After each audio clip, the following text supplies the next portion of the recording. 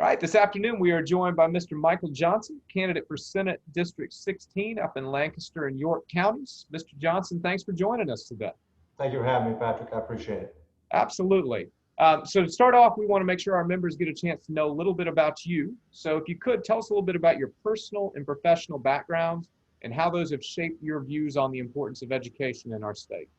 Sure. I'm a parent of two children who both graduated from public schools in South Carolina.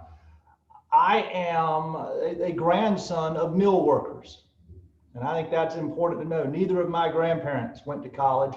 And the reality is neither of my grandparents even graduated from high school. I was the first person on that side of the family to go to college. And I went to Auburn University, and then I went to law school at the University of South Carolina.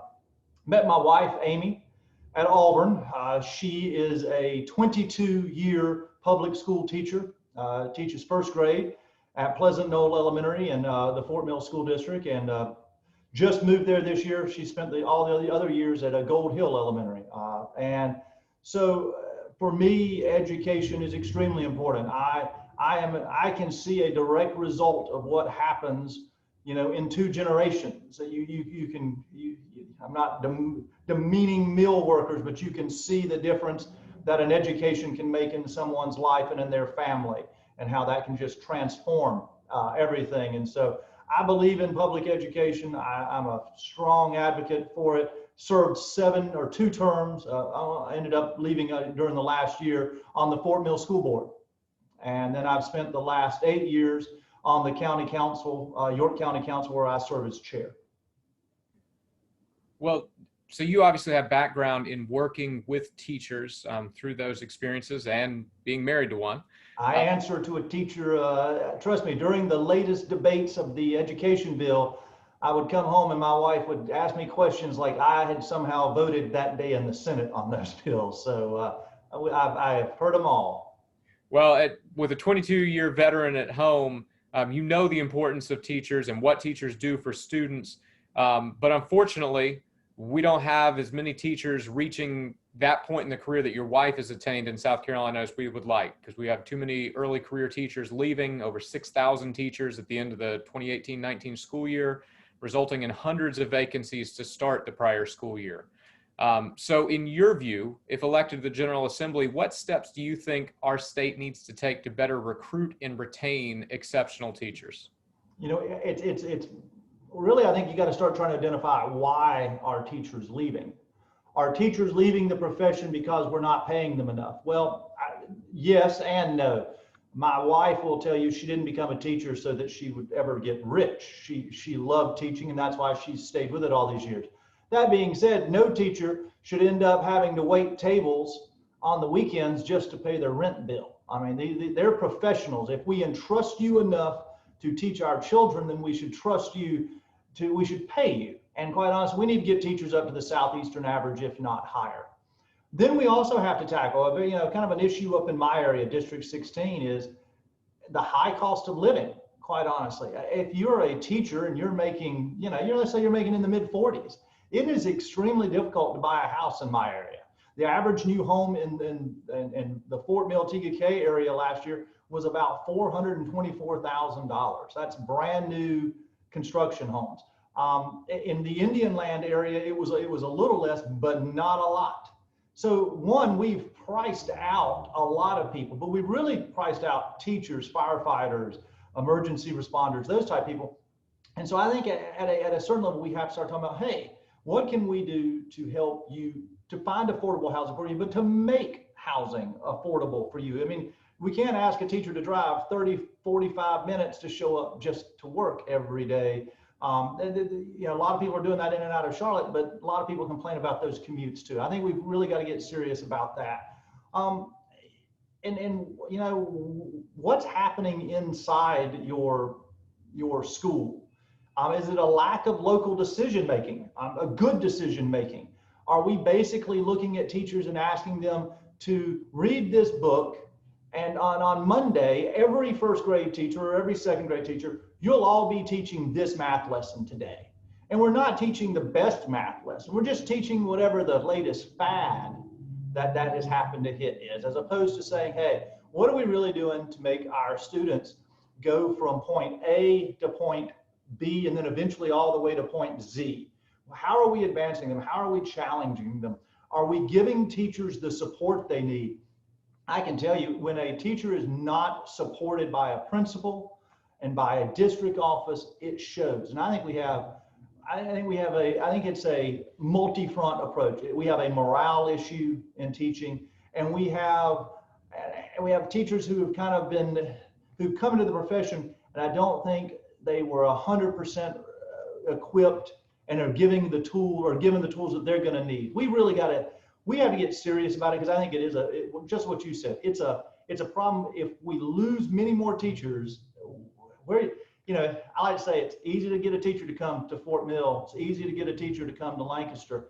It's really hard to get a teacher to come to Calhoun County. And that's just the reality. We have to incentivize that. And that's part of what the legislature should be doing.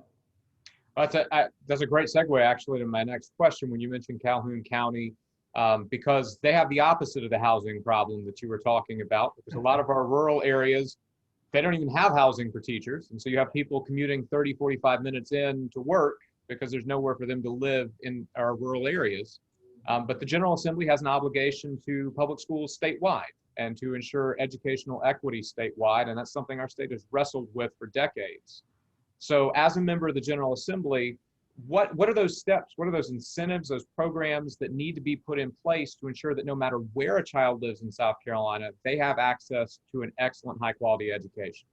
I think it all begins with access to free early childhood education.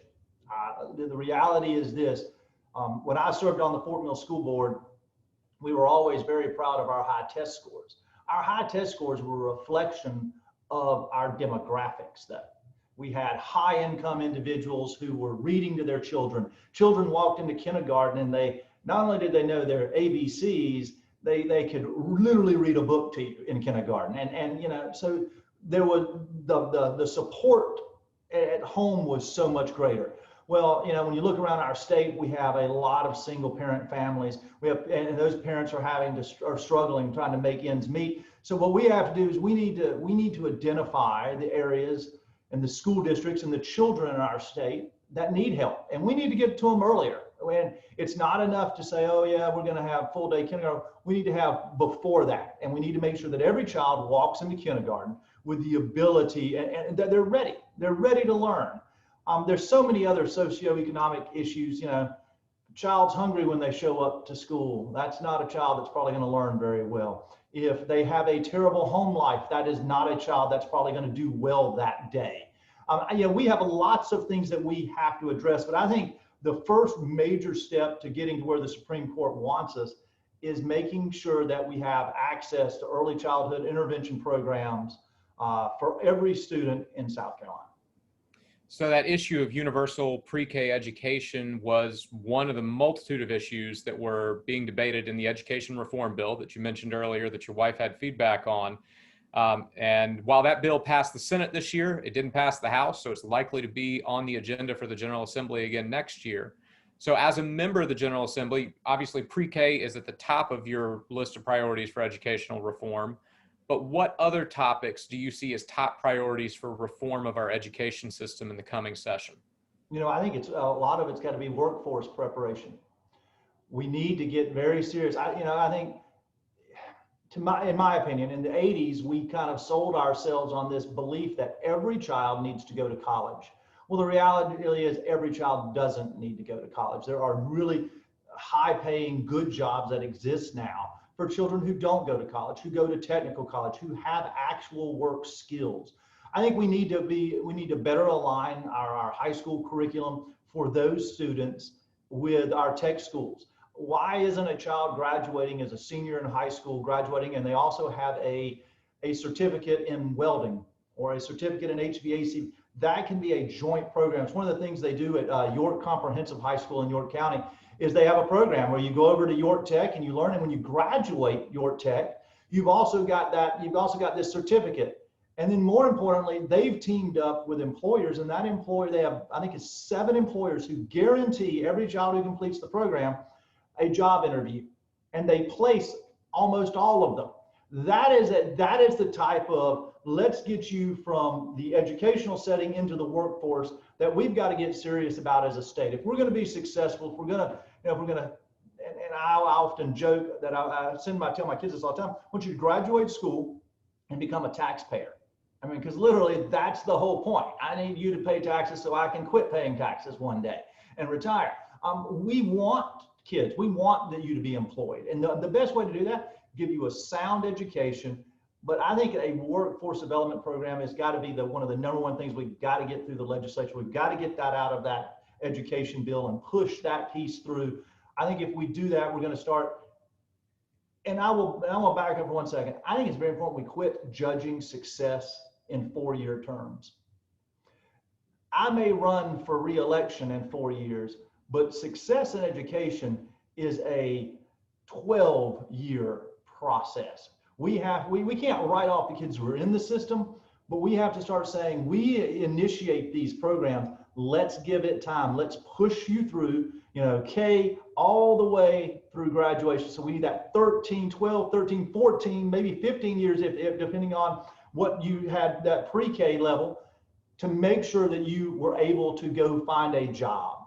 And, and college doesn't guarantee you a job. College guarantees you a nice certificate that you can hang on your wall. And I think we've got a lot of English majors, a lot of French literature majors who are struggling to find jobs. I'm a history major, trust me, but for law school, I'd be with them. I get it. But I think we really have to start thinking, how do we make children successful? How do we make you a lifelong learner and make you successful? I think if we can do those things, this bill's a start, but it's just that. This is just a start. I'm also a history major, so I went the teaching route. So we've covered all history major options short of being a tour guide at a historical park. One final issue is something Governor McMaster has put square on the General Assembly's agenda. This summer, he announced the creation of a Safe Grants program, which is private school scholarships using federal relief dollars. And he has said that in the coming session, he's going to ask the General Assembly to create a similar program using recurring South Carolina dollars to fund private school scholarships out of state revenues.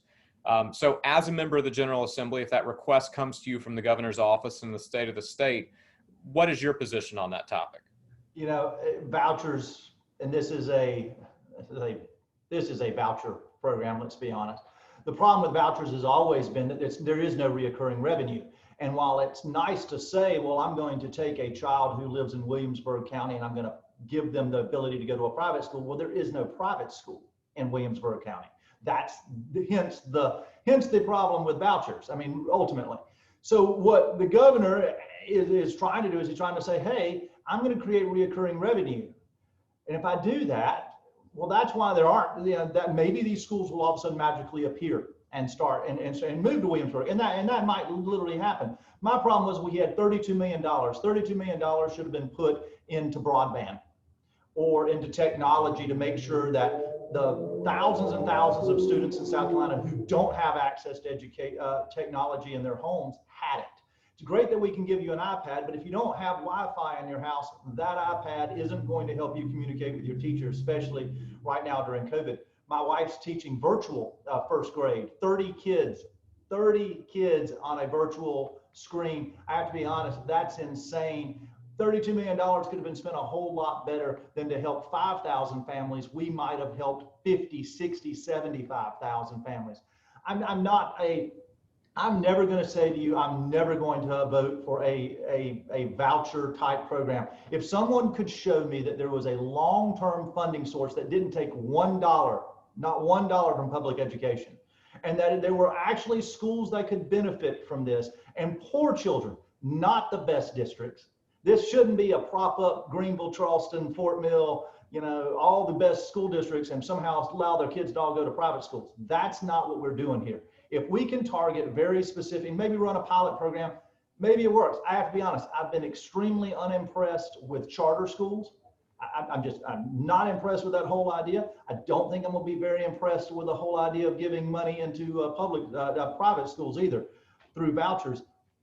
but we have to find a way to do better for our poorest children. The problem is we're not even close. And the governor may say, hey, I want 32 million. And my response to me would be, Governor, 32 million helping 5,000 families. You're not helping the 5,000 poorest families. You're helping the 5,000 families that can afford, because they really didn't give you enough money to send your kid to private school. It gave you a reduction in what you were paying for private school. That's not what we should be doing. We should be focusing on making sure that public education comes first. And then if there's another reliable funding source, and as we know, education doesn't have a reliable funding source, we can go tap into that perhaps. Well, $32 million to broadband, you'll get no argument from me, and maybe the governor will listen to you if he loses the Supreme Court. Well, he didn't call me to ask my opinion, so I'm not sure, but we'll see. Hopefully he'll reach out if he loses in the state Supreme Court, because he's going to have to find something to do with $32 million. Yeah. So we've covered a lot of ground. Would love to make sure that you have a chance to share the core stuff you want to make sure our members know about you. So is there anything we haven't covered that you just want to make sure our members know before the election in November? You know, I think one thing is I'm passionate. I'm actually passionate about education. I mean, I didn't spend 7 years on the Fort Mill School Board just so I could forget about it when I left.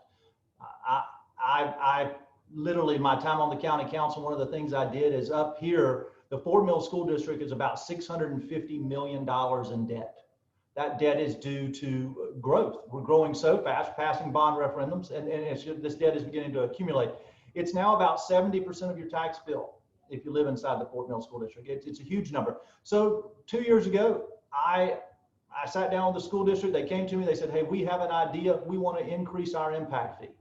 Our impact fee was $2,500 per home for a new home. It was increased to $18,000 per new home in Fort Mill School District. I helped push it through. I got sued by the builders. Not only did I get sued as a county person, they sued me as an individual because they were convinced that I had conspired. Luckily, that all got thrown out. And most importantly, a judge has ruled that it is constitutional, that this impact fee is okay. I'm not somebody who's just going to tell you I'm going to go do things for education. I actually, if I have the ability and the power to do it, I'm going to make it happen, like an impact fee, like fighting to try to raise up to the southeastern average. And also, I got to be honest. You know, we talked about the education reform bill a second ago. Shouldn't we actually mandate planning time? It makes sense to me. I get that high school teachers get it, and middle school teachers kind of get it, depending on how that schedule is. Is it a stacked schedule or a block schedule, how they're doing their schedule? But the question is, I don't know any elementary school teachers getting it. The reality is they don't.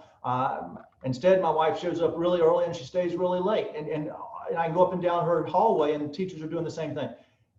We've got to quit acting like teachers are just here for free and they're babysitters. They're not babysitters. We've given you the most important thing in our lives, our children, and you spend more time with them than we probably do as parents half the time. And we need to treat teachers like the professionals they are. I'm looking forward to serving in the state Senate, and I hope to work with your organization to improve education for everybody. Absolutely. We would welcome the chance to work with you. And I really appreciate that point about elementary teachers at the end. I teach high school, but elementary teachers are my hero because you could add in the fact they don't get lunch because they're opening little people's lunches. And no, I'll be honest. My wife's told me several times she gets 15 minutes whether she wants it or not at lunchtime, so she better hurry. And that's why teachers in South Carolina will be developing ulcers and taking care of gastroenterologists for the rest of our lives. Well, Mr. Johnson, thank you for sharing the time with us this afternoon and sharing with our members. We wish you all the best, and anytime we can help, please reach out and let us know. I appreciate it. Thank you, Patrick. Yes, sir.